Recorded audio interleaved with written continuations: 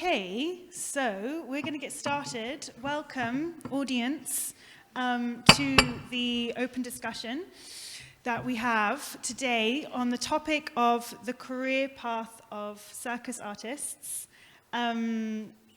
We have a very nice mix of experience here.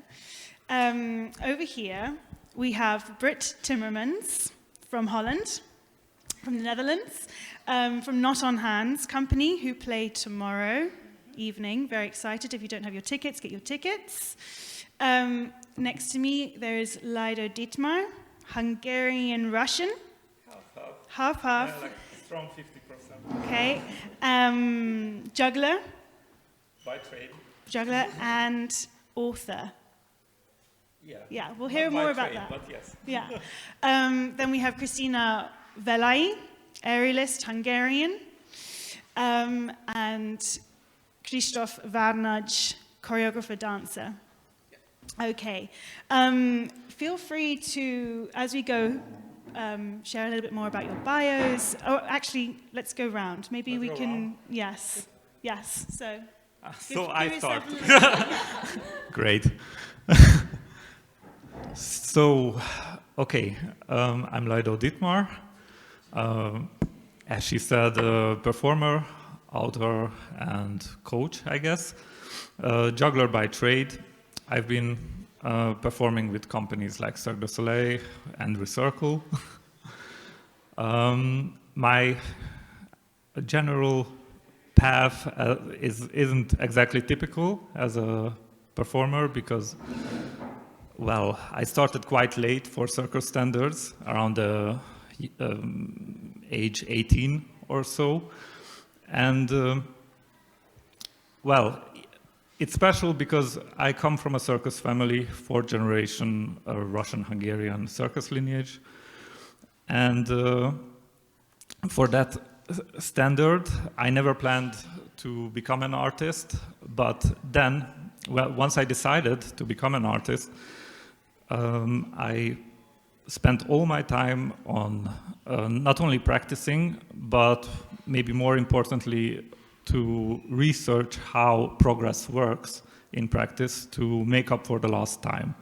And that led me to a 20-year-old rabbit hole, which became the book I've written called The Art of Practice. And there's a subtitle like, same effort, twice the progress, any skill. And the part of any skill is very important because the method that I developed is mainly based on observing naturals. I call them naturals. These are people who are naturally talented and how they approach practice. And this basic methodology works basically for any fine or gross motor skill. And for the last, well, I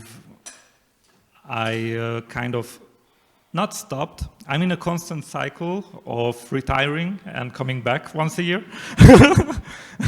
And I make always a joke that my act basically became a Christmas act because for the last 3 years, I've been only working on taking gigs on holiday.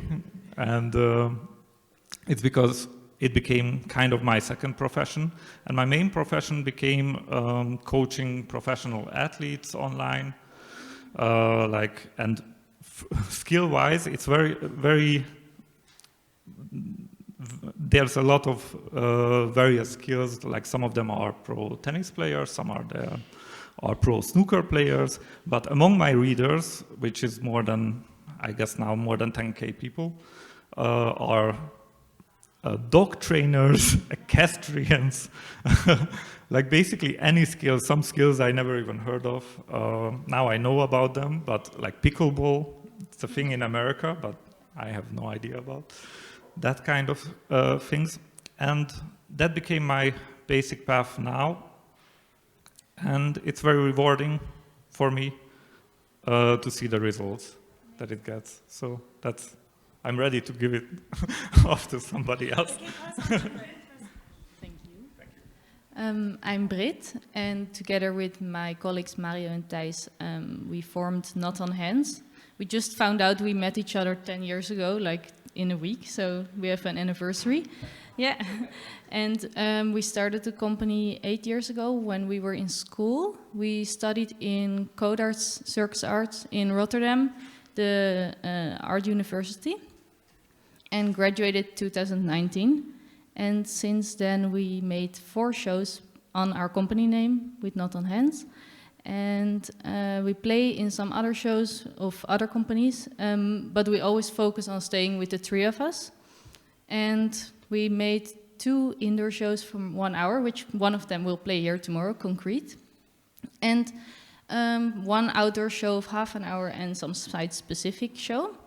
And our work is very much focused on movement research. We are like loving movement research. And we are now also working more on spreading movement research, opening open labs and sharing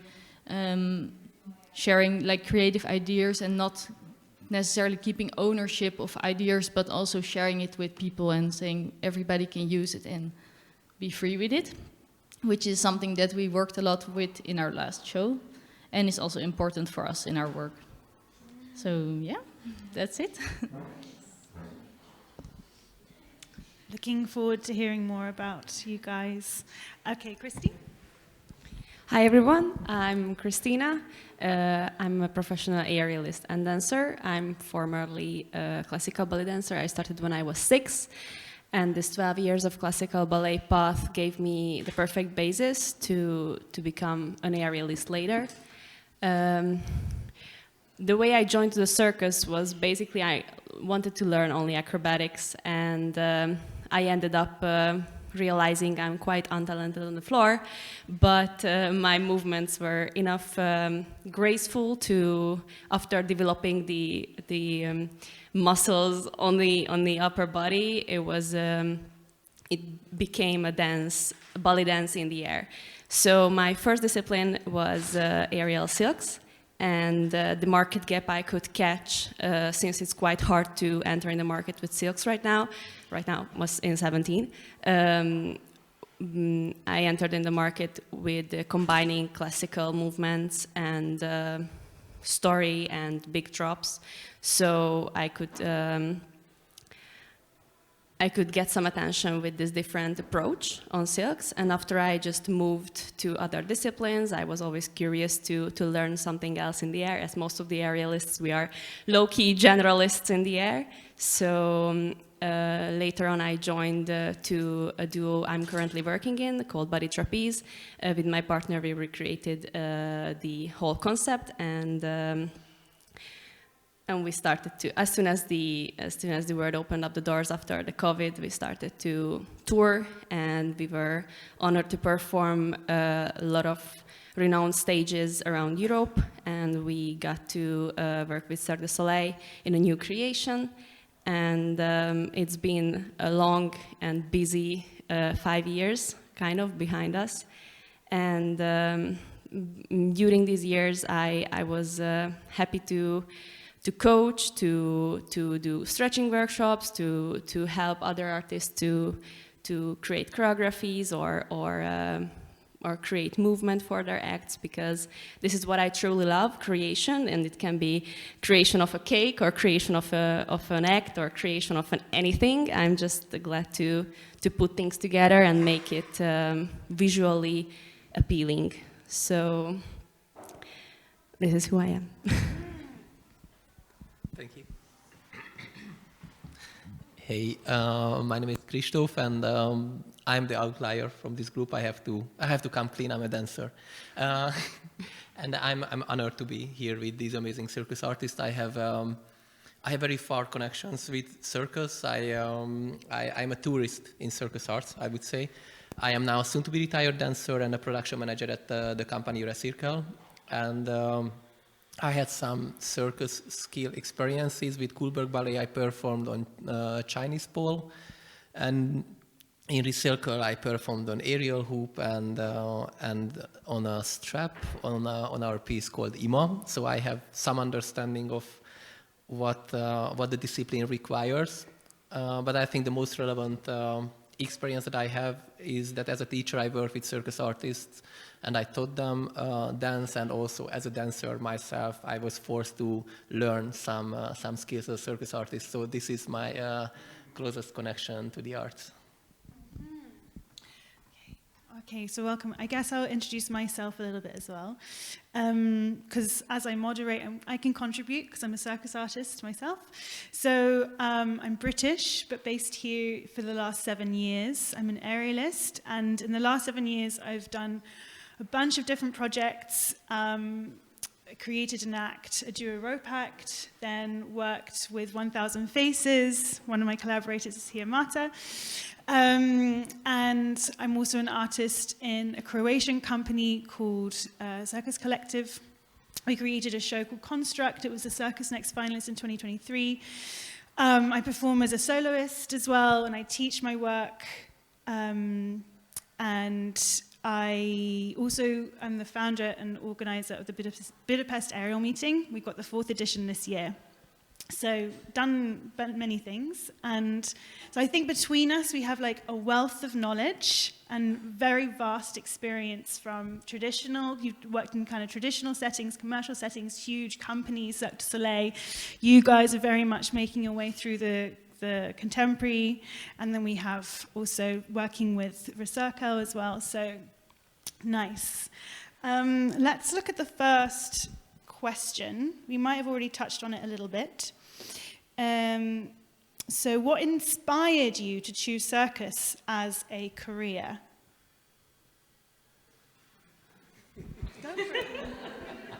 And me. I just told Christy before that I hope I come after her and hopefully the last one. That's life. So, okay, I tell you a very intimate story, but I make it short. So, as I said, I didn't plan to become an artist, even though my parents were. And that changed around the age of 17 or 18, when my parents put me in a show where they worked, not as an artist. I was setting up lights and stuff like this. And because of my Russian knowledge, I've connected with a very nice handstand girl from Russia. Yeah, wait for it. And we had like, it was a short show, and we had like a kind of romance going on. It's kind of the first love craziness when you become a little bit crazy. And on the last day when I indicated that I would like to continue the relationship, she basically told me that that's impossible. I said, why? Because I'm from Hungary and you are from Russia. She said, no, it's because you will never be an artist. Yeah. So, let's skip the deep depression part. And let's move on to the motivational. I heard from different relations that she might come back in 2 years to the same show. And, well, basically, there's a juggling part. Why juggling? But let's skip that. My plan was that I'm going to be the juggler in that show. And I kind of became the juggler for that show. That was with Oliver. But I never seen her again. End of story.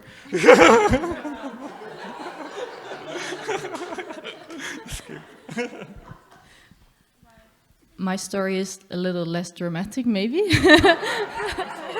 But I liked your story. I went to a theater. Really, I lived in a small village, and we went to a theater in the city next to our village. And there was the youth circus from Amsterdam performing.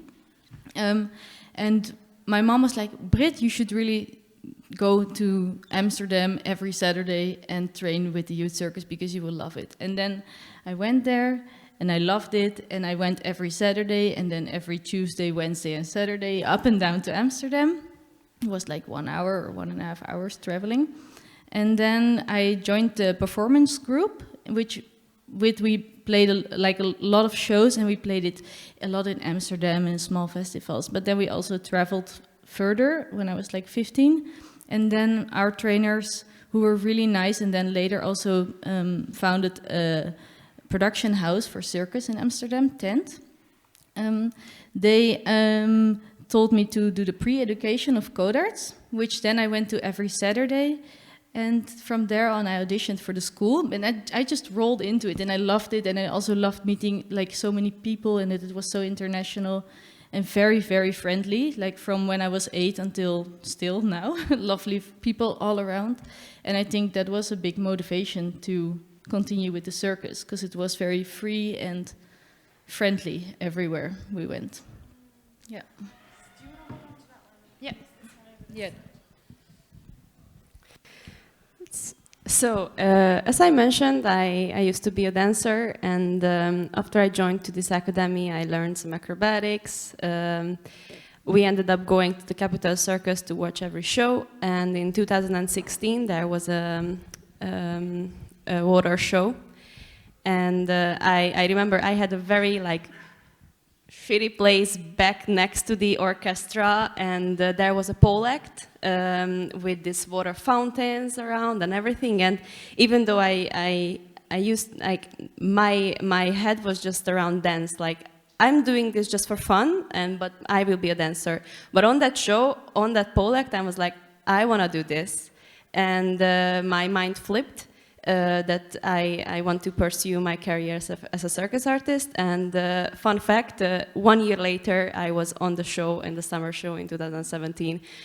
So it was just a quick change. I started working as a biodecoration next to a hand-to-hand you know, when you're just there and doing some port de bras, but I enjoyed it. I loved every moment of it. I was there with the artists. I was sleeping in the circus. I was connecting with all the different nationalities, and I was like, I want to do this. I don't know how. I don't know no one. But I just want to do this. And later on, life gave me the opportunity to not just be a biodecoration, but we worked together with Lido for a season, and after I pursued my solo career. Nice. Yeah, by accident also. I joined Lido. I happened to be a dancer by accident. A talent scout from the Hungarian Dance Academy came to my school. They invited me to the school. I went because it was called Hungarian Dance Academy. So I thought I will learn dances. It turned out to be a ballet academy, so I didn't learn any dance, but I learned to be a ballet dancer, which is boo. But I was too deep into the studies when I found out that we won't learn any dances. And by this time, we already started to travel. And reminding you, it was the late 90s when I went to the school, so there was no cheap flights, no open borders. So I felt like it was beneficial for me to pursue the career of a ballet dancer because I could just travel on the cost of the school. So I was wearing the tights, and I I became, or I get acquainted with the circus also by accident. I went to a summer course to Vienna to impulse dance, and there are many different classes in many different studios. I went to take a class. Which I thought I'm taking a class, and I went into the class, I did the class, and then in the end it turned out that I was actually taking Cirque du Soleil's audition, and and this is how I got hired, and yeah, that was my that was my journey into circus. Yes. Tell us more. It was fun, but I was also a dancer there, right? So they hired me for the what was the name? Delirium, for the show Delirium, which was a touring show in Europe, which, anyway. There I started to work with circus artists, and that was my first meeting with the actual artists in actual work, you know, like seeing them on the backstage, and that was really a mind-opening moment for me because, you know, like everybody's creating their own mystery behind the you know, like dancers, they always say like, we work the hardest because the work is like, and you know, then I worked with circus artists and I was like, no, like we didn't. Like that was for me the moment of realization of what hard work is. Like it really gave me a perspective of what work is, what it means to be humble, what it means resilience. So for me that was like really like a shocking moment, but in a good sense. And then I just became like a fan, and whenever opportunity arises, when I could do something that was circus related, then I was always very happy to take on the challenges. Wow.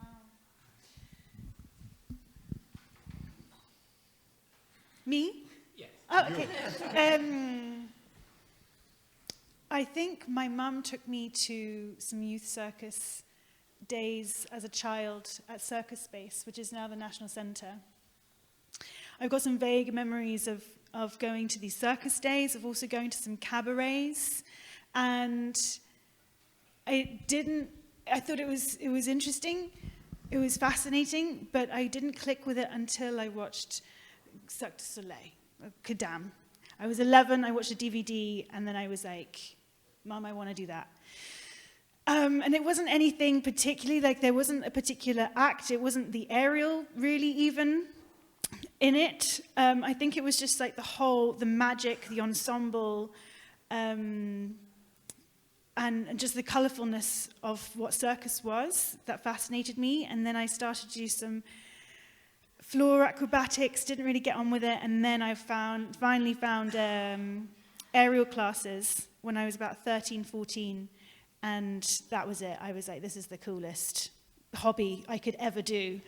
So I just stuck with it throughout my teen years, and then when I finished school at 18, I decided to go to the National Centre. Well, it was Circus Space still at the time, but I decided to go to the National Centre, and I was there for a couple of years, and then it kind of just sort of rolled on from that, and I did another training after that, a very intense training with Gravity Circus Centre. And then I moved here, and then my life started. And so that's how it all just kind of like rolled in to each other. So yeah, that was it. Okay, next was, okay, so we've talked, yeah, what was your education training? Who were your mentors, role models, if you had any? So we've touched a little bit, but we haven't touched on mentors, if we had any. Anyone?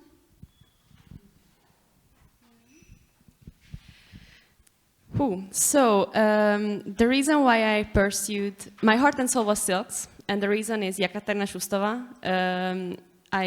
She's a Russian, I think the greatest of all time circus artists, and her craft was just something different than what usually Circus are. She was doing huge drops, like make it so easy, everything is just so coordinated, so well put together, and the way after learning the 3 tricks, which every studio can teach you, I was like, okay, what else can I do? So I opened YouTube and I was watching her videos over and over again and make it 0.5 to how she's rapping, what she's doing, and I remember I put all my pocket money to buy silks, because that's all I had. And the reason why I had a 7-meter long silk, because that's all the money I had. so that was my first silks. And my mother is a teacher, so I asked her to ask the permission of the circus, of the school, for me to go into the PE gym and hook my silks up, and I was practicing alone. So after I got the chance to meet with her in a Recircle audition, because she was here in Budapest to help out with some creation, and I got the chance to meet with her, and that was I was just above cloud 9, because if it's not her, I wouldn't be who I am now. And afterwards, if we are talking about mentors, the person who took my hand and put me into the real circus world was Lido. So with like his knowledge and his he's a real circus boy from a real circus family. So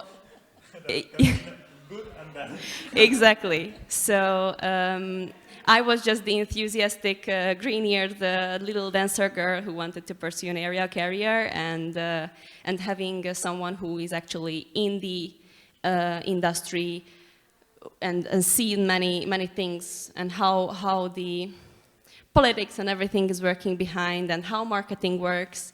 I was just like silent and learning, and he gave me the basis of the marketing behind this work, because that 5 minutes is basically the least of what we are doing. It's the practice, it's the how you're selling yourself, it's the whole package, how you're negotiating, which contracts you are taking or not, and having someone, and it basically, you saved me from a big burnout, let's say, because if there is no one next to you helping you through in the first years, you can get really lost.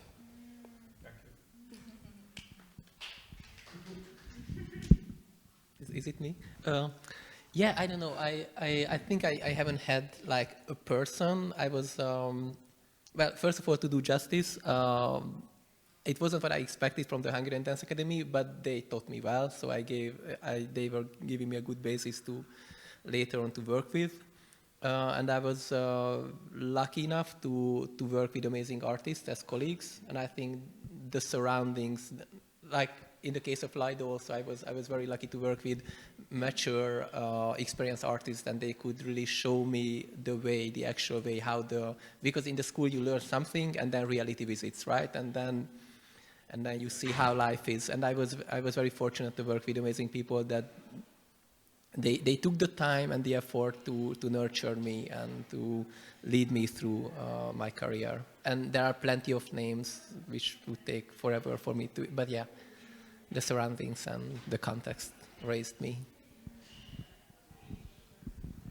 I would say for me it was in the beginning definitely my youth circus trainers. They really were super supportive, because you have a lot of kids that just come there to do it as a hobby, which is really nice. And then there's also some that want to go to circus schools or make shows for themselves. And they were very supportive, but not in a pushy way. And I think that at the same time, when I was like a teenager, they were setting up their professional company and like sort of being the first ones to do that in Amsterdam. And yeah, that was really nice, because they gave me space to train for my audition act, and like they were very, very nice. And also when we got accepted, we still kept in touch. Now we have just finished a 2-year collaboration with them. So we had again a lot of contact.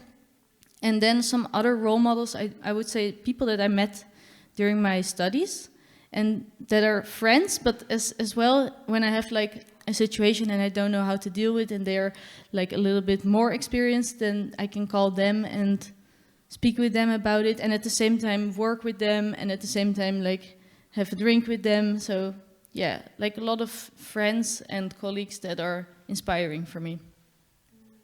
Yeah. How long should it be? Okay, first off, thank you, Christy. It meant a lot. And you were always a natural, so it wasn't really about practice, it's just politics. Teaching about politics in circus. And there's a lot of things that could be talked about this. When, in my case, well, training. I'm a complete autodidact, but I learned tremendously from observing people. So I never had a trainer, I never had like a real mentor who took me under his wing or something like that.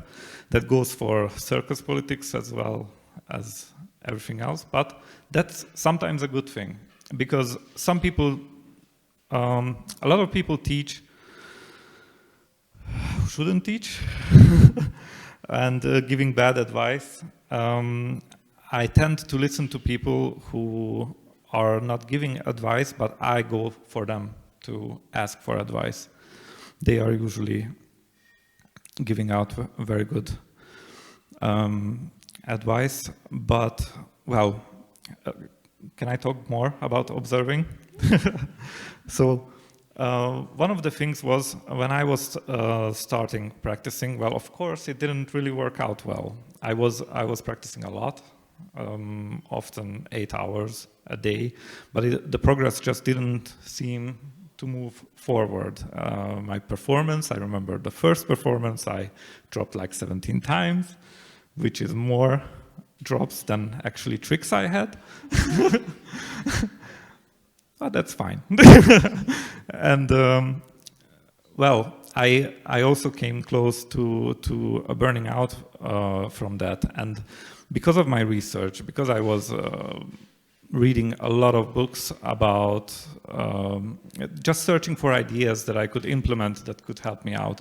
And one of the books suggested that you should go to the people who are at the top of their game and ask them questions how they did it and everything, especially because the author in that book said that that's how he became, in his case, he became a millionaire. In my case, I was thinking, oh, I just ask the top people and they will tell me what I need to do better.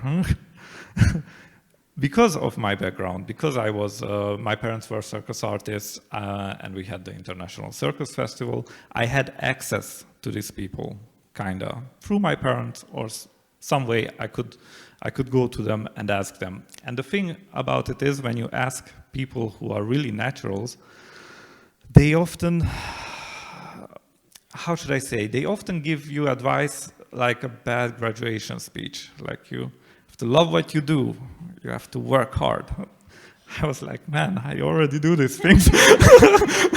Okay, give me more, something. And it wasn't because they were not wanting to give me advice, or it just seemed like they didn't seem to really know exactly how they do it. They just do it, but it didn't seem to be a conscious process.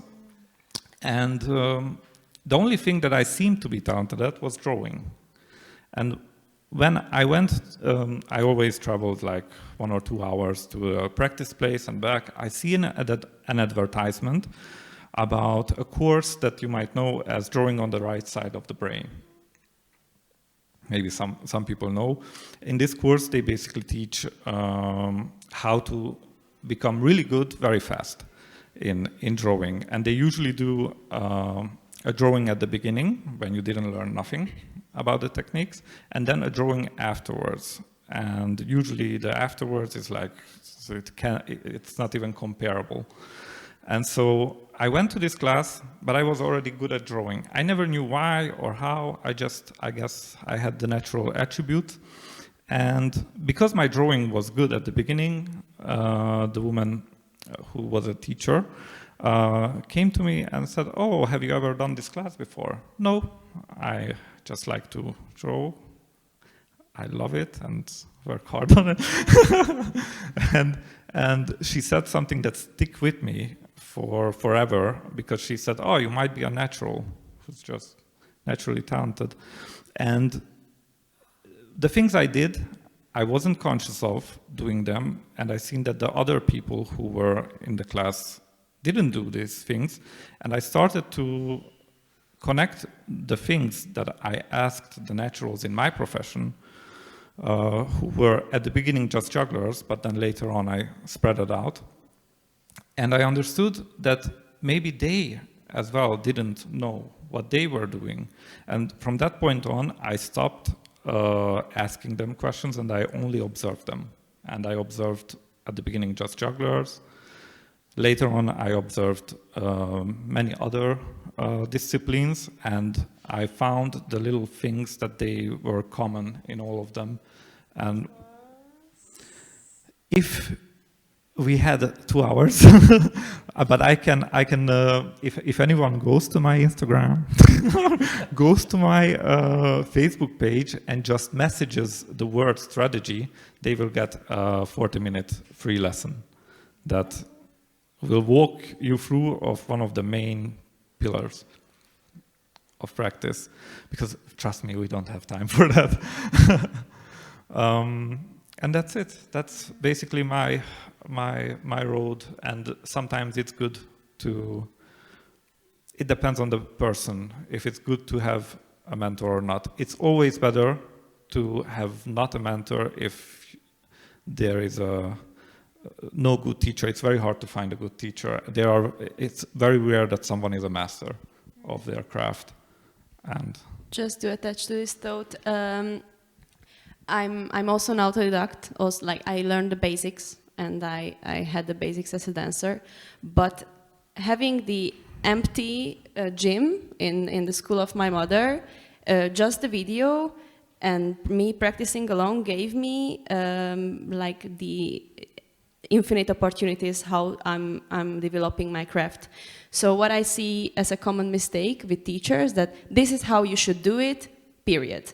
And they put the students in a box, and that this is the only way, and they believe it. So having, it's good if you have a basis or if you have a guidance, but having a teacher or a mentor who is guiding you, but also supporting you to develop your own style, your own craft, is very, very hard to find. So, you know, it's better alone than in a bad company. So, and it also applies on teachers and mentors. yes, and she was a natural, so that explains how she was able to do it all on her own. Basically, that's it. Who's next? You are next. I had plenty of aerial teachers. I resonate with what you just said, that things had to be done in a certain way. And I think it's left me with my practice to be very technical. I think from having different teachers and learning their different approaches and how to do different tricks has helped me funnel what I feel is a way for me to do, so then for how I teach now. But in terms of role model, I had a role model when I was at school, oh my gosh, Catherine Arnold, the most amazing aerialist. She's almost 50, I think, now, and she's still amazing and performing. So she was definitely a role model for me, but I didn't have a mentor, and I didn't really know that was a possibility up until really recently.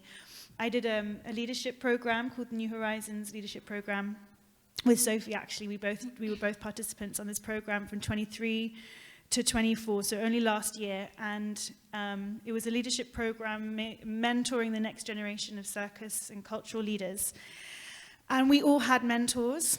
So this was the first time that I got to work with someone like this. Actually, my mentor was Maartje Benarius from Tall Tales in Holland. So it was the first time that I could have access to someone who I could ask my questions to, and find out about circus industry from the other side. She's the artistic director of a company. And so with the projects that I run, it was valuable to finally have access to someone like this.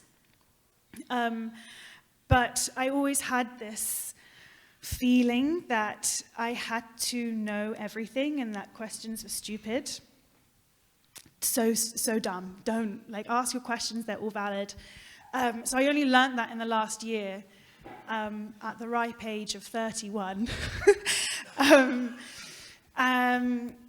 But so once I started to ask my questions, instead of getting sort of funny looks of you should know that already, I was received with, good question.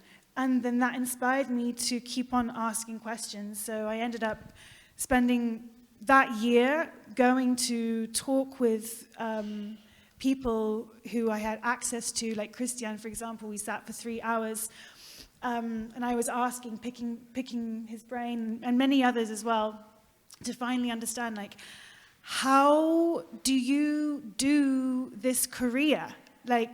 How do you do it? There is no handbook. There is no ladder to climb, really.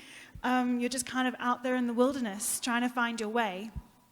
So I would say that it's only in the last year that I feel kind of confident to ask questions, because I wasn't born into circus, and I didn't have those people. I didn't have access to people to kind of find my way. So really, I've just kind of like done it with my own flashlight in the dark, like, how am I going? What? So, yeah, like I would say many teachers, and most recently, like many mentors in a very sort of subtle way. Yeah. Just want to say shout out to Christian. Yeah, shout out Christian. Because I think I talk for both of us with Christy that he's a very close friend and gave us, is always open, and it's very rare people on that level as he is, that they are always receiving you with open arms if we have questions or need advice on something. And I don't know many other people who I would go actually for advice for, but he's one of them. So I just wanted to not miss the opportunity. It's deserved. Looking back, what were the key moments that shaped your path? Were they planned or were they unexpected? I want Christy to answer. Yeah, it changed, yes.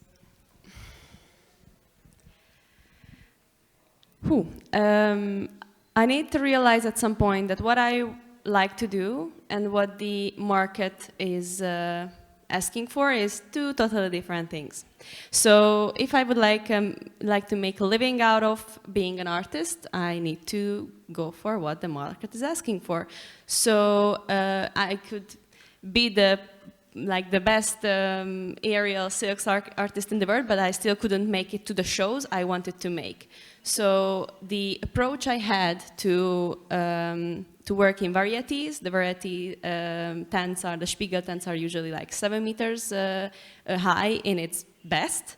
So, and in silks you cannot do anything in 7 meters, apart from 3 splits, which everybody can do. So I need to have an act which is suitable for the places and the market, what I'm going for. So this was kind of a realization which shaped my path, that okay, I also had my projects besides. I was performing in TEDx Budapest in 2019 when I did my contemporary silks act, where I had like a full red dress, and I took with every tricks I did, I took a piece of clothes down, and it had I had a mirror on stage, a book. I came in with very frustrated. I had some contemporary dance. The silks was the path. Actually, my dad was in the ceiling grabbing the silks and like dropping down for the music. It was very funny because after he couldn't move, so he was just there for the entire act.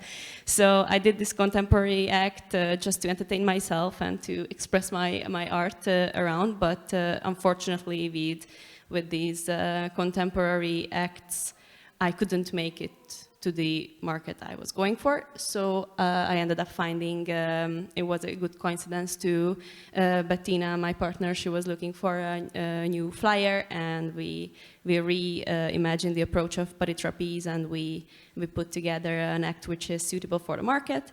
And this is how we rolled in the last years. But yeah, the realization is, even though you like what you do, you need to find also the way how you are making a living out of it. I just feel myself so stupid. Everyone is like, okay, sorry. Because you're so smart, like everything you say. Yeah, again, so my career, since it was filled with accidents, I don't have so much to tell in, but probably for me the turning point was when, again, going back to Krista, sorry. I will make sense now. So going back to Krista, she said that, and I think it makes a lot of sense, that to have a good teacher, and if you have a teacher who is enabling you, and I had teachers, and with the best intentions, they had a very clear career path for me. And I was brought up in a school in a way that you are only going to be successful if you do this and that. And I graduated with this in mind, that I have to work with this choreographer, and then I can say that I made it. And one of these choreographers was Sasha Waltz, and she's an amazing choreographer. Don't take me, like, she's amazing, and I love her work as an audience member.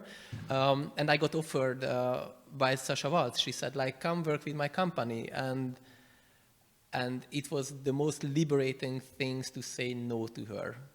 I think for me that was the turning point when I suddenly understood that it's not my dream. Like I thought it's my dream, but actually it's the dream of my teacher. And it was just so nice to say no to Sasha Watts, even though she's amazing. But there was a moment of like, no, that's not me. I think for me that was a turning point. And what other direction did you take from saying no?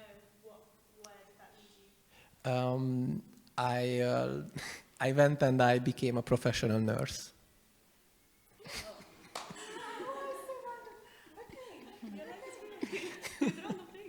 Yeah, it's kind of random. So it took me to a very different path, but because I think I was also like very close to burnout, and that was the moment to realize that I have to do something completely else in order to then to refine my passion. Yeah.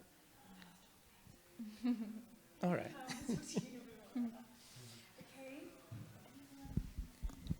Yeah, I was thinking about it, and like I have also had for a long time the feeling like things happen, and like we get approached for a show, or we are just applying, and we think, oh, let's just apply, and then something happens. But then I thought something that really is important in my career is that when I graduated together with Mario and Thijs, we said we are going to work exclusively with the three of us.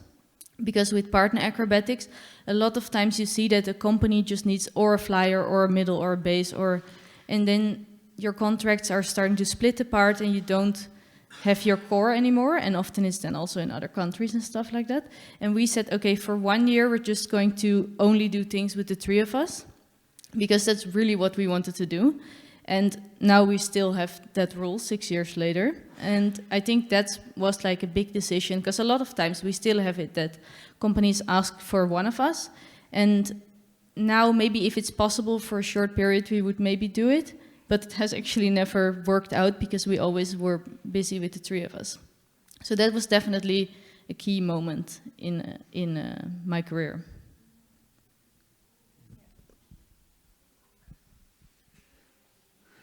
There could be so much to be said, but I agree very much. It's a very delicate balance, and a question also if you can afford to do that choice, if you're gonna do the big opportunity or something, but if it's not really who you are and who you feel that it's the right thing for you. I had also that experience. I could have gone back to Soleil, to Curious, and it's the character is just so much not me. I cannot even express, and I knew I would hate to be in that. Like even if everybody believes like, oh, it's the big dream and everything, but if it's not aligned with you, you will feel the karma of that. Because you can be there and look like a success and everything, but internally you're gonna die every day a little bit more and more. And interesting, it's what Christy said also, that what we want to do is not necessarily a market fit yet. Was this a question about the moment I've made it? No, looking back, what the key moments? The key moment? Okay. In that case, I will not get into that. Well, I feel it's always unexpected. You can't calculate these paths of, especially meeting the right people at certain times, getting maybe just an impulse a little bit. But we should always be, I don't know, I'm at least always aware of every single person that I meet. I think about, do we have something to do together? Do we have a mission together, or do they have something to teach me or turn me into another direction? So I'm very trying to be aware of that and be open to completely go into another direction. So always, it's always changing, moving, flowing, and that's it.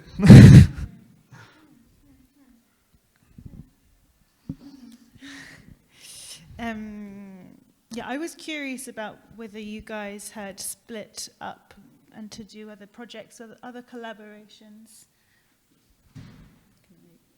Yes, please. We did collaborate with other makers, and we always did that with the three of us. Like, so we have played in or we are playing still in an Italian show, Bello, where we're with 7 on stage, and now with Marta, Kim, and Felix Zeg, we made a show Meander with the 5 of us on stage. And we also collaborated with Camille Corneille, and hopefully we will again in the future. But yeah, we always did that with the 3 of us. And like, we do sometimes some gigs like or work as outside eye separately, or then like applying for fundings, and then one of us takes the job, these kind of things, but always together. And actually I found it interesting that you were saying like that you also work towards what the market needs or wants, because for us this was a very different experience where we were really like, we don't want to do certain things, and we're really going to do what we want to make because we feel that it's important what we are making. And so far that worked out really good for us. But I also think that is really a matter of like where you are in the world, and like what are the opportunities, and how is the culture rising or slinking, how do you say? Yeah, shrinking around you in what you can offer and which space you can take. And for us, we were in a good time where there was like a lot of fundings for beginning makers and stuff like that. That we were like, okay, perfect, we can really apply for that and make our own show. Yeah. Okay. Interesting. I can share something about defining my path. And I think it was going to circus school was like what I always wanted to do. And I always assumed that I would do the final year, but you had to kind of re-audition for the 3rd year, and I didn't get it, and we were told really late in the year, so after all the other auditions for any other circus school had gone by, like, it was way too late, and I didn't get it, and that was very crushing for me. I was 22, and I felt a little bit directionless. And I got told, when I was leaving, I got told by the director of the school that I didn't have potential. Again, which was very crushing. That's harsh. It was very harsh. And it's like a trauma that I've had to sort of work through these last 10 years. But it redefined my path, I think, because I used it as a springboard. Okay, I was depressed for a year, questioning whether I wanted to do circus, but then I realized that I had to have so much resilience to continue if I wanted to do it. And so I had to find another way. Like, I didn't do my final year, I didn't do my final act that I thought I was going to do and graduate with. I had to do a whole different direction, and I'm so glad I did, because I learned so much more. I think from just like ploughing my own path than doing that final year like all the other kids did, and a lot of them actually don't do circus anymore, apart from the kids who got kicked out, and they still do. So I think that was a real turning point, and it was so early. It was before my career even started, it was so early. But I think that's what helped me kind of go, okay, I find my own way and I make it my own. I define what this whole path and career is for me. So, yeah, I think that. Nice. Lots of truth in that. But then, what was your I've made it moment, if you've had one yet?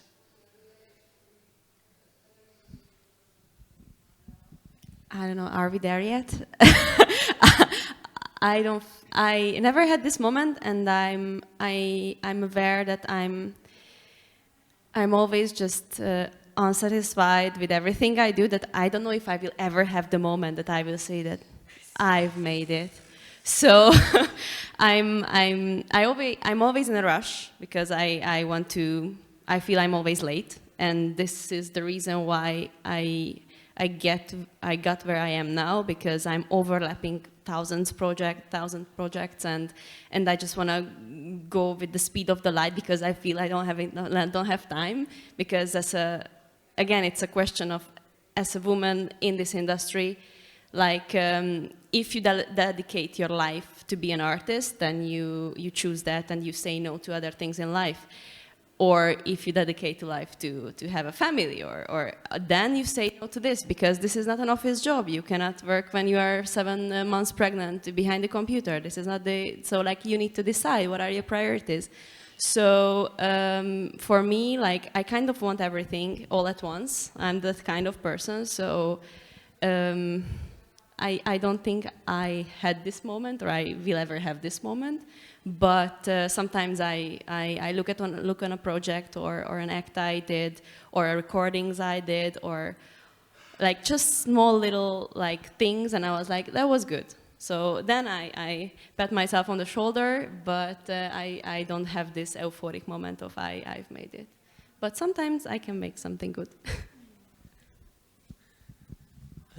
Yeah, I share the sentiments that I don't know, like probably, hopefully I will say that I have made it on my dying bed, and I wouldn't say that, oh, that was for nothing. I think I have a different perspective now on that question. Like I have small wins, I would say, you know, again, back to school, all the traumas always leading back to childhood. But, you know, like in school they said that if you're not in a ballet company at the age of 18, then it's gone, your career is over, because, yeah, you know it, right? So then, and when I got to be the solist of the Royal Swedish Ballet at the age of 32, after not dancing for 5 years, then I said like, yeah, that was like a win. I was like, yeah, I showed it to you. But then it's a pity win, you know, like after you realize that it was for your ego, and then you feel like satisfied and like vindicated. But then you say like, yeah, but that's for the moment. And now there was also maybe also turning point, because there was like, you know, when I realized that how pity I was, you know, like then I realized that, yeah, maybe my perspective is wrong. Like my perspective should be on a long term. So back to the original idea, like I hope I will finish my life saying that I've made it with no regrets, and looking back with content, you know, like saying that was not for nothing. That's my hope.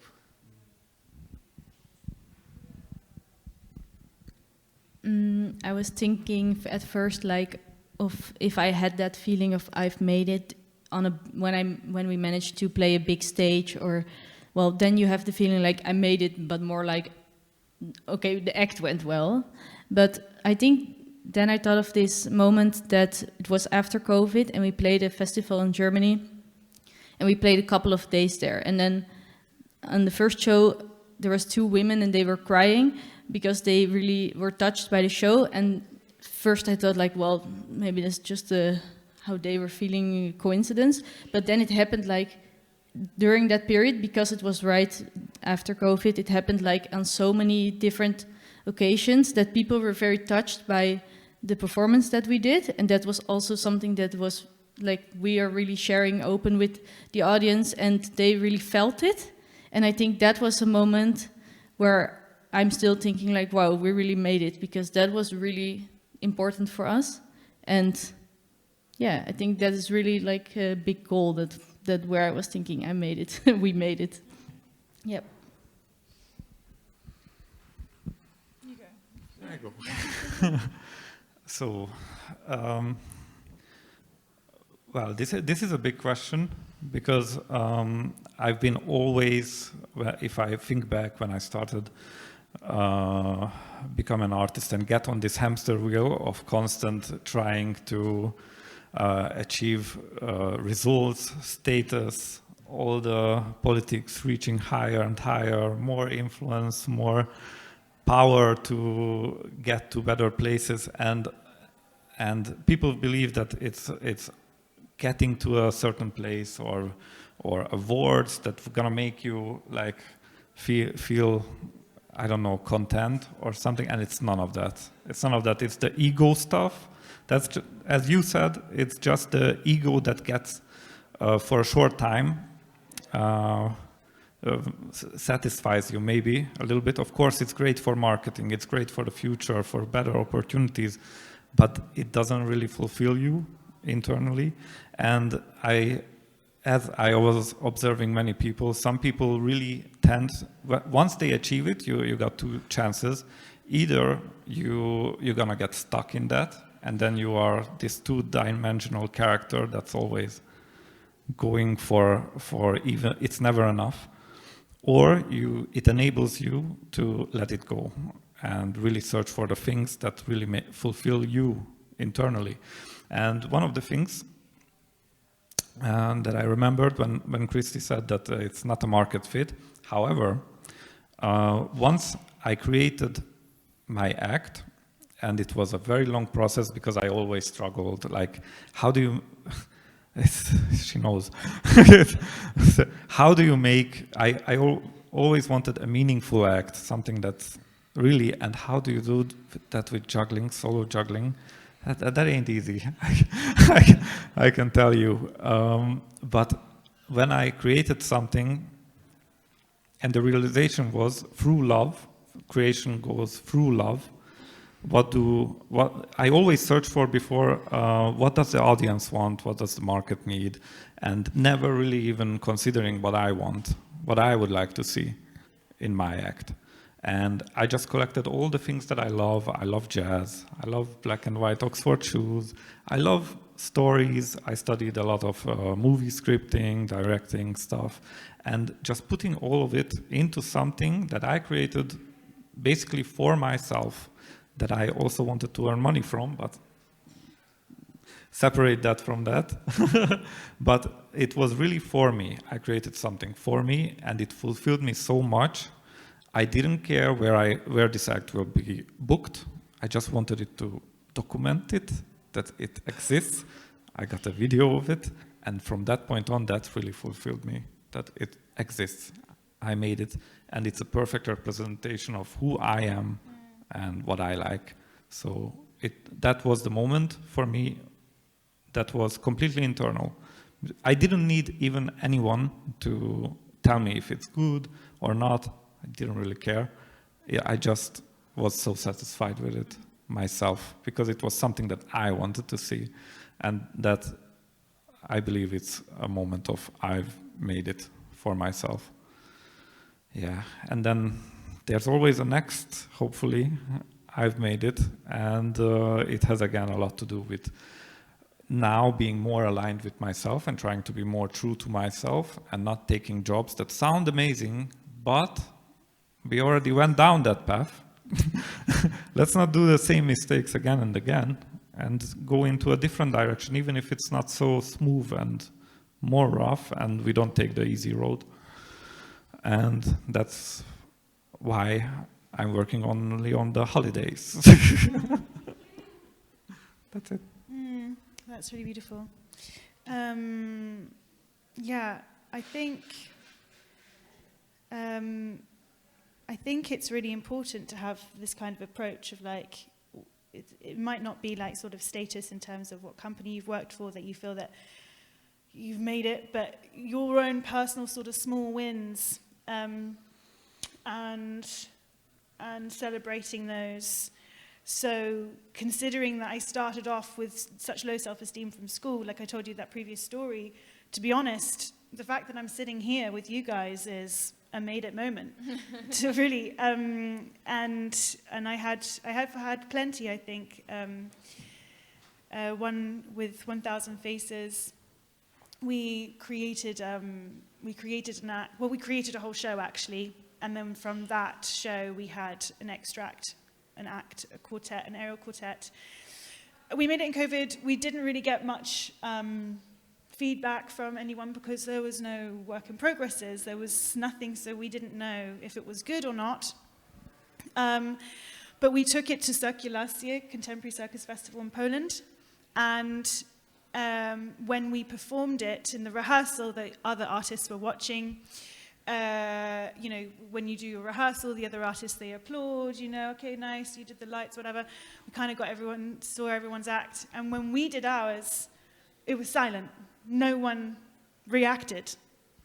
And we came off stage like, oh my God, is it like that? Is it that bad? Like, is it boring? At least that's what I was thinking. But no, we went backstage and all the artists were just stunned. Everyone was stunned. and they said that it was just the most mesmerizing, moving performance. And I think this was a made-it moment for me because I was there with my 3 very best friends. We created something from our heart, from our soul.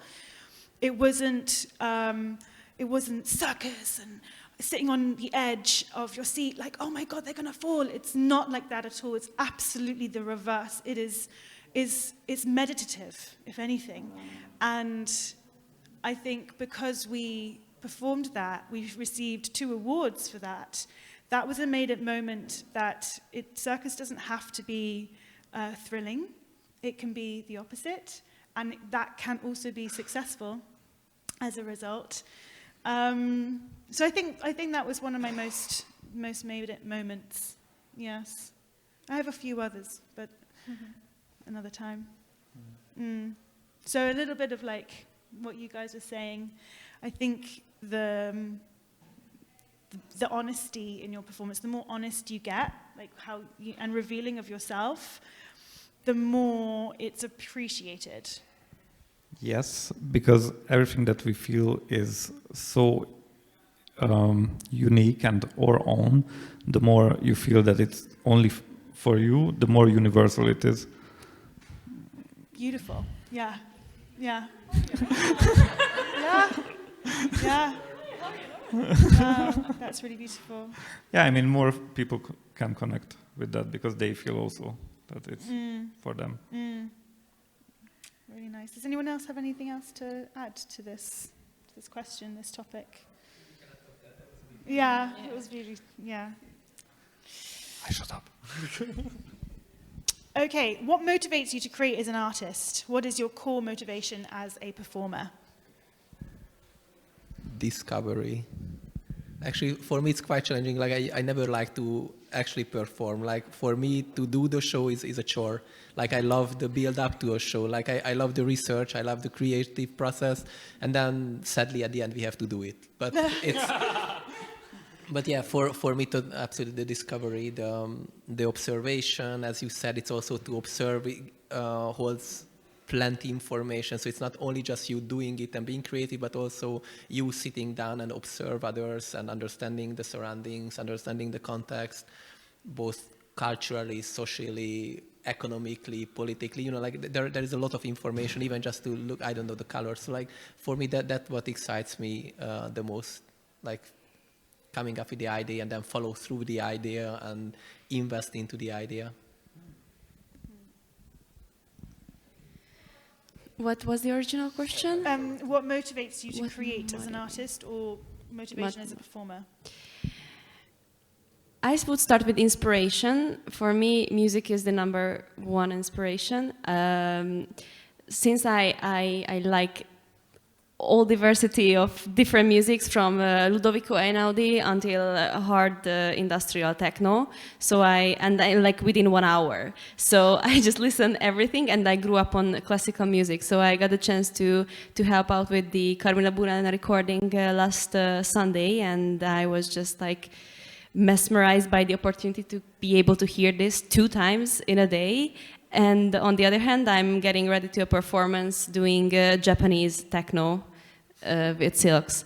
So for me, like there is just a music which stuck in my head, and I start to create on it, and I have an idea, and I already drawing the costume and have these visualization sessions and what to do and how to do it, and what is the mood board, and I put everything together. So I can feel something like familiar, as you said, that I love the creation part, that this is the idea and how we're gonna make it. So I'm an action-reaction person, that, okay, this is the problem, there is a solution.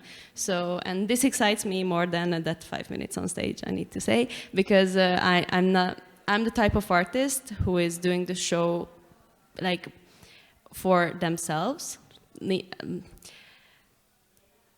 It's weird to say, but I don't care if there is audience or there is not, or they are applauding or they are not, because there are some acts, for example, a clown, they need the audience reaction. In my style of aerial act, I'm not connecting with them directly. I'm connecting with them with the motion, and this is why I do it for myself, and I do it the same as a rehearsal or on stage between 1,000 people, or if there is just 2 watching. So I feel that it's just a fulfillment of my artistry, and I love to create and put things together. And if there is anybody who likes to watch it and who feel good about it, and I can entertain with that, it's just a cherry on the top. Let's change up the order. I watched a show when I was 17, a contemporary circus show by a French company, and it was such a unique show that it was just a bunch of images. There was no story really, well there was, but it was so conceptual that you could just create from the images that they were putting on stage. You then made your own story. You received the information, and you kind of made your own associations with it. And I knew what my story interpretation of what they were doing was, but I also knew that everyone else in the audience was going to have a completely different story in their head, or they're going to see things and associate something differently, and that's something that really inspired me. And something that I've always wanted to try to create with the shows I've done. So I think what it is in a nutshell would be creating images, putting images on stage so that the audience receive that and then get the ideas that they need to receive from watching the work on stage. But it's their own interpretation. That's I find very inspiring for me.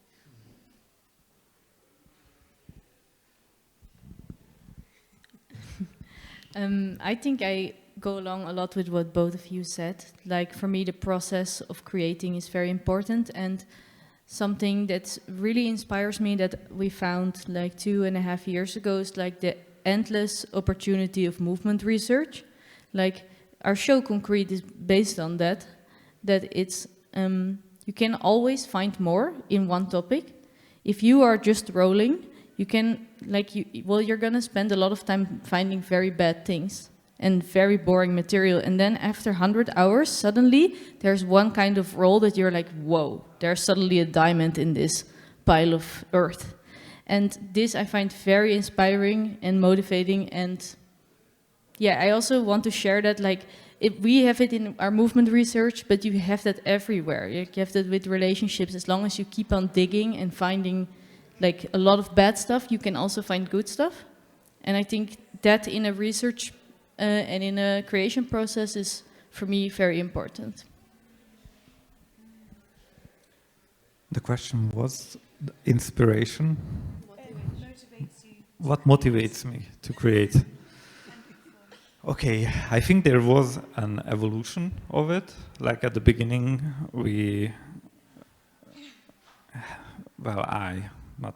I had the ego thing of wanting to have status. At the very beginning, there was this other storyline of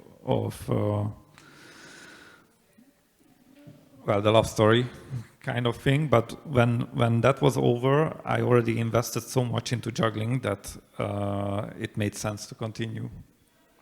And I wanted to achieve more, and I think it was more ego-based. Later on, when I finally got the handle on creation, then the process, which was 2 years until I created the act, like every little part of it, I really enjoyed that process. It just, you immerse yourself into something and you forget everything, and like 24 hours, you just think about your act. It's really like immersive, and you enjoy it. It's very enjoyable, and you also are not so patient to figure things out, because in every act there are things that you really need to make it somehow click, and it just doesn't let you be in peace. But you enjoy it. And now for me, as said, if we go by the ego base, there's always more to achieve. but I kind of don't feel like I want to. Like I used to. I'm not. I don't think I'm a natural born performer. Some people are. I'm not. I don't think. I don't feel it that way. I'm a performer when it comes to technique, and I used to really enjoy to achieve results. But now I get much more fulfillment from helping others to achieve results like that. If I compare it with any other feeling that I got, 10 times worth more. And the feedback that I get, and I just feel that I'm at the right place. Passing the baton on. Yes, passing the baton. We can hold on to it. Okay. Longevity in the field. How do you navigate the uncertainty of it? Do you feel you have an expiry date? Do you have a backup plan? Do I continue or? Yes. I have a backup plan, but I didn't believe that it will start so soon. So my original plan was, like my parents, do it until the old age and have the typical life of a circus artist. I even thought that I will travel with the circus and things at the very beginning. Then I experienced things and it changed my perspective. And right now I make myself expired maybe, because I really went on a different route. So yes, there is an expiration date, but I don't know. I don't know what's the backup plan for others. Maybe creation. You can tell more about it. I already touched this topic of expiry date. This is a daily thought of mine, as I already told, and I have several backup plans because I need to have plans for everything, and a plan B for everything as well. So. My parents are teachers. I started to teach and coach in a very young age. So that's one which I like to do, I love to do. But the main thing I want to pursue after being an artist is creating choreographies, because I still see there is a big market gap between dancers and artists, and how the artists can make their act visually appealing, because tricks are not everything, but also if there is just an act with the fluff and there is no tricks, it's also not hitting the right spot. So I have the understanding of both sides, and I believe I can help the artists, and I get the chance to have some requests. I created 3 acts over these years from scratch, like from the music until the final product as a video, because I'm editing music, I'm editing video. I love to have my gimbal in my hands, find the best angles, put everything together, sit in front of the computer for 12 hours, 16 hours in a daily basis to put a final product together and have a marketing material to be able to sell it, because you can be the best drummer of all times. If you are playing in the basement, nobody's gonna know about it, and you're gonna just burn out because you're not gonna be appreciated, you're not gonna make a living out of it. So it's an important, I think it's also in the questions like what else you learned throughout this process, and then marketing is one of the most important thing after you developed your own style and your own act. But back to the expiry date, I have this approach that people are always asking me, and how long you can do it? And my answer is always, you can do it longer than you should. So I saw a 60-year-old aerialist with like she did everything. She was in a good shape. She did all the splits. She did everything. And being an artist, for me at least, it's a transition. It's not the end. So like it's and I really hope that I'm not going to be stuck here because I want to leave the stage for the fresh like generations and to see fresh and new people and young people on stage. Like everybody has a different approach. My approach is very straight because I for me being an artist is a transition. I mean being on stage because this is not the only thing I like to do in life, because some people are just so fixated on this, and I admire the people who can like train and rehearse for 8 hours a day and this is the only thing they are going for. I like to do other things in life as well, so for me I'm also a low-key visitor, and I want to pursue other stages of life. So I don't know, maybe my expiry date is coming soon, but it and again, it's different with every disciplines, because a juggler or a man, a handstand artist, or a comedy, a woman with a comedy act, like there is Ursula Martinez, for example, with the comedy act, she did it until she was, I don't know, 50 or something, amazing, like top notch, but in my case, what I'm doing, there is an expiry date, but not in every discipline. And I love to be surrounded by artists who did so many shows, and they are touring with the circus for like 20 years, and because they have so much wisdom to share, and it's just fascinating to see, and it's humbling that I'm crying over things which they are just like, it's just a daily basis. So I admire older artists. I don't know if I will be one day. No, I resonate with you with that as an aerialist. Like, yeah, I hope I can do it for a long time, but it doesn't necessarily mean I'm going to perform it for a long time. But there are also some disciplines that they age like a fine wine.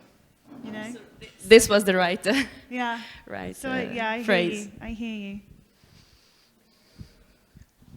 you.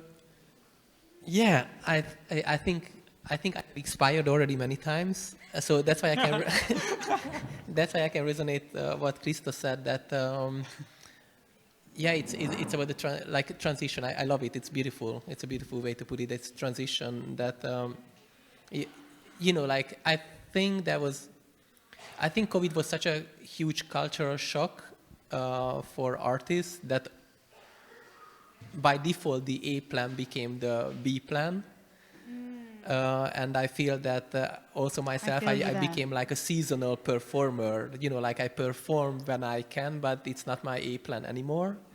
And I think there is still like a rehabilitation within artists as well. And I'm really not envious of you to live through this as a shooting star, as someone like upcoming. Like for me, it was easier because for me that was a moment of transition from stage to the office, and it was like kind of. It made sense because there were no shows, so it was like, okay, that's a good time to learn how to do Excel, But yeah, I can just resonate with you and echo what you said, that it's a transition. Maybe, like Kazuo Ono started to do Buto at the age of 70, and he was doing until his demise at the age of 102. So maybe there will be like a second renaissance. And what you said, it should be something that is appropriate to your age and to your, it's not ageism, I don't mean age, to your conditions. It should be appropriate to your conditions, but art can take many forms and there are many ways of expression. But yeah, again, transition. I love this. Thank you. Yeah, I like to see people breaking the expectation of the question like, oh, but you will do this until you're 35, or you will do that until you have a child, and then you won't do it anymore. I really like to see like mothers being super cool flyers, and to see, like now there's a show Glorious Bodies from Piet van Dijk. It's touring in, I don't know if you saw it, but this with acrobats, I don't know exactly their age, but above 50 until 70 or I don't know. And they made a really cool show, and it was for me really like so inspiring to see them. And for myself, I don't exactly have a plan. But what I do like is the idea that I love a lot of different things. So I love to do circus, and I can imagine to do outside eye work or creating or teaching or office work. But I can also imagine myself starting a B&B and teaching people which mushrooms to eat and go, I don't know, like just change career path. And I think it can be really stressful to not know how long we can do that. But that is then giving me freedom to say, I also like to do a lot of other things. And I think I could, because like we are entrepreneurs and we are good at starting something and we can be really motivated. And that can be in other things as well. That's something that I take now from the circus path, but could put somewhere else too. We don't have that much time left. We've only got a few minutes. So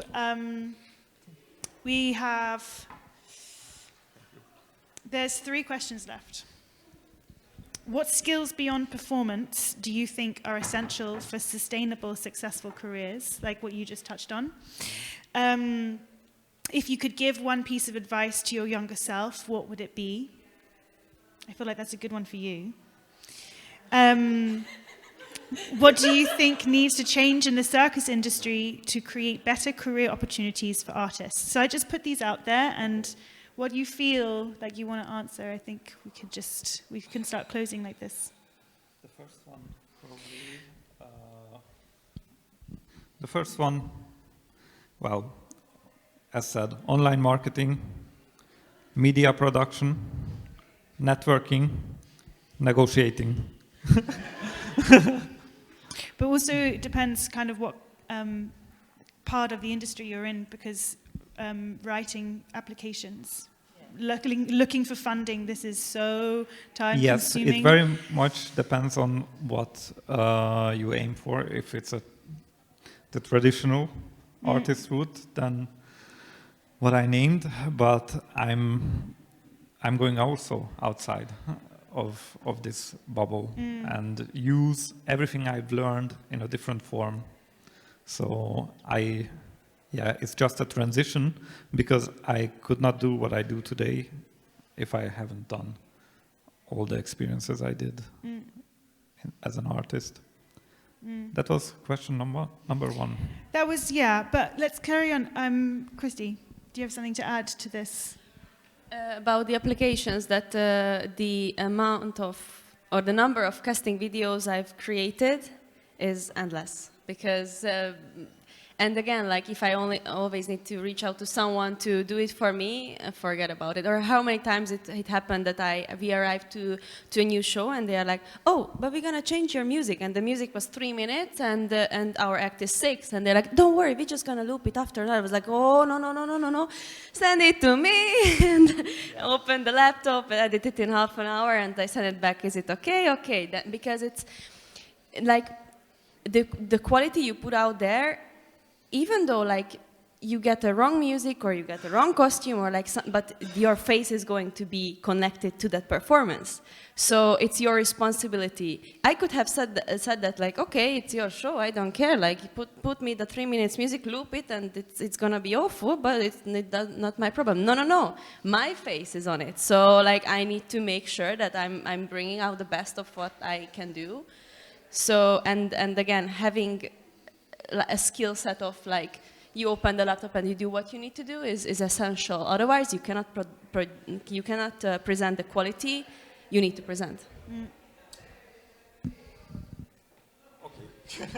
About the application, you need to see what is the perspective of the person who receives that application, and most often the problem is with these applications, and that's true for Soleil.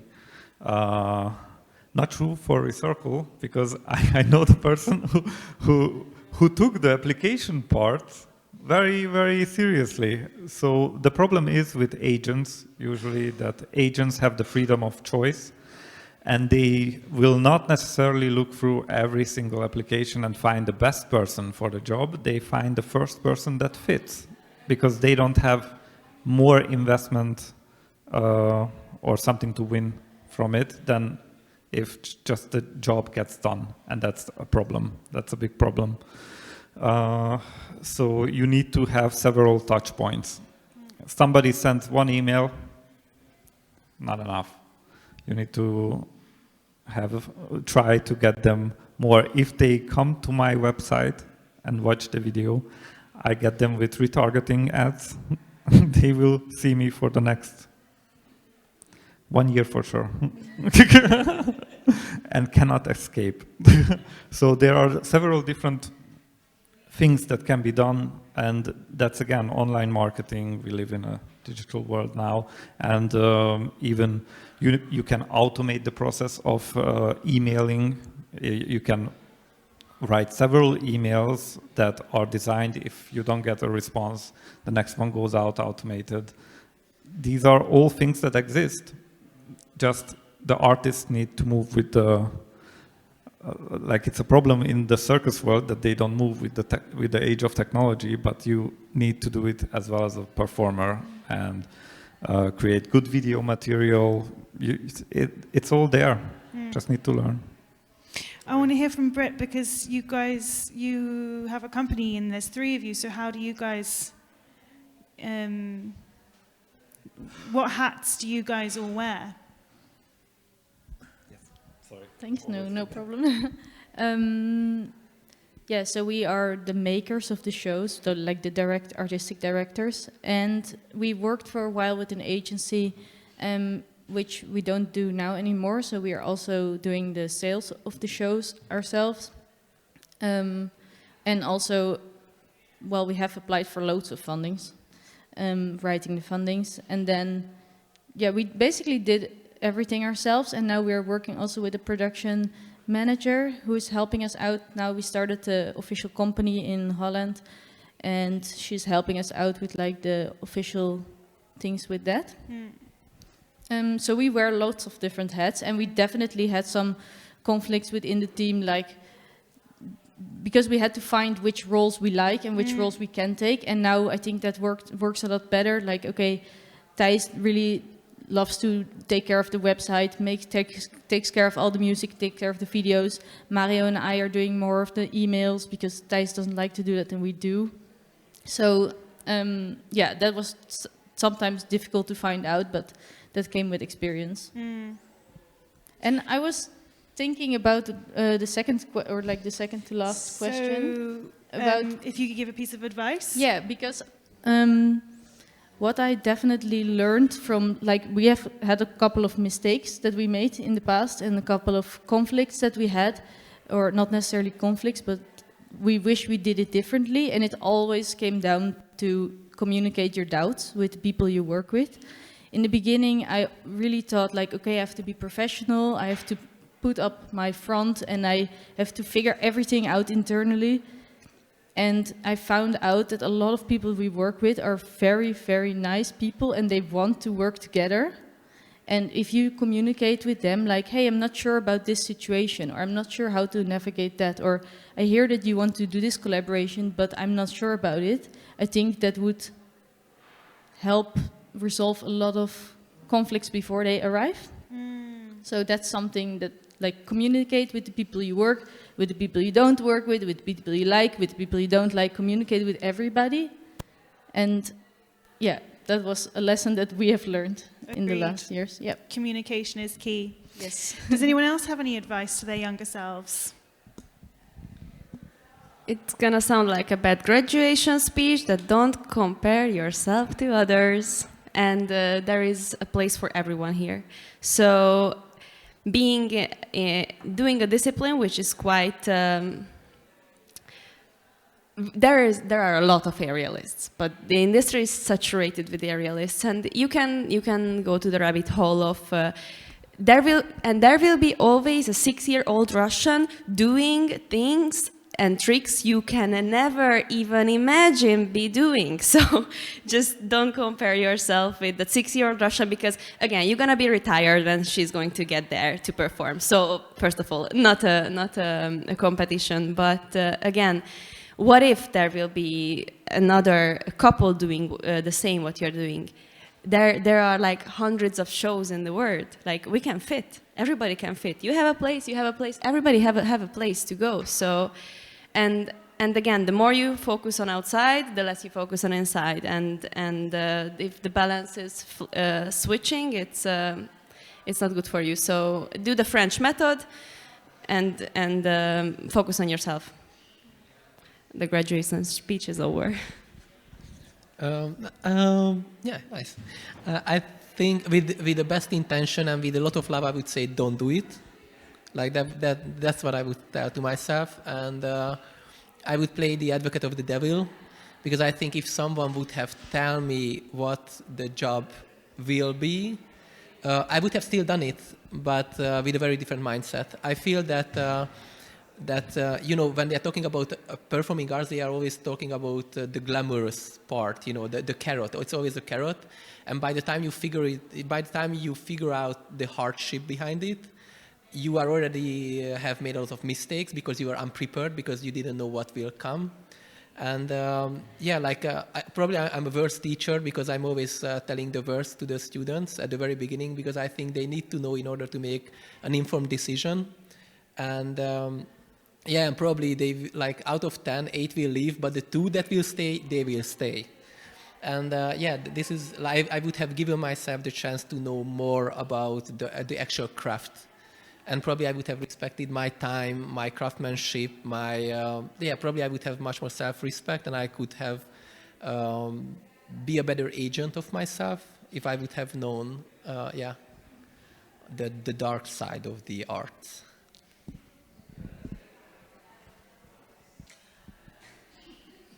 Do you say something? Not on this. Say something. Say something. What advice would I give myself? I would say not every result needs sacrifice. And what I mean by it is the result is not necessarily connected to how hard you work or how much you suffer. Because for me, especially in the earlier days, it was always, I need to suffer this much, so as much as possible to get there. But it's not about the suffering. It's not about always how hard you work. You need to work hard, but it's more often how you work and where you work. You might not be appreciated in some place that's not your place, but might be very appreciated in another place. So it's always worth to look for other avenues and go where you are appreciated.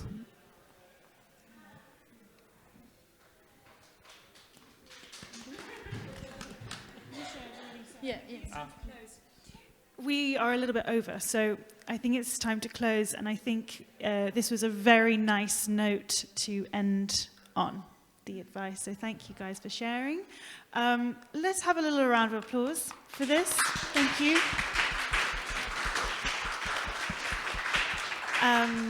Yeah, it's been a pleasure talking to you guys and getting insight into your careers and lives. So, yeah, and thanks much, Festival, for hosting us. There is a show starting in 20 minutes, I think, and in between now and the show starting, there upstairs are merchandise making, so you can quickly go upstairs and check that out if you want to. So, yeah, we'll close, and thank you very much. Thank you for having us.